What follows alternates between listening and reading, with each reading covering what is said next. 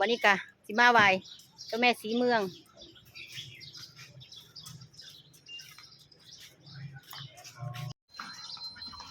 ไปซื้อดอกไม้กาไหวเจ้าแม่สีเมืองก่อนนี่ดอกไม้ยี่ปี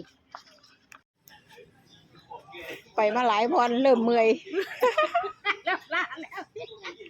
ไป3 วันแล้วบ่นี่ไปมันท่าหลวงกับประตูไส้ก็สูงขึ้นบ่ได้เห็นบ่ไปเฮาไปไหว้เจ้าแม่สีเมืองใช่หม่องใดตามความเชื่อนี่เพิ่นบ่ให้ขอความฮักให้ขอโชคขอลาภว่าซั่นขึ้นทางนี้ก็ได้ขึ้นทางนี้ก็ได้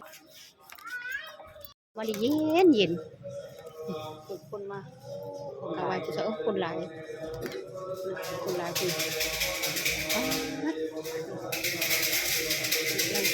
อกไม้มาไหว้บูชา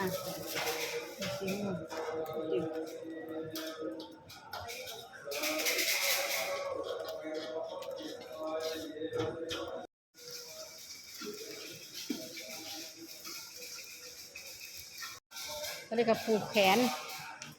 ว่าเป็นเทศจงมีอายุวันนะสุขะหายพยาภูคาบุญพระจะยงจามานาโอสัพยาทองเทวดาภูขอนาปะอาภูสะอามันใช้ดี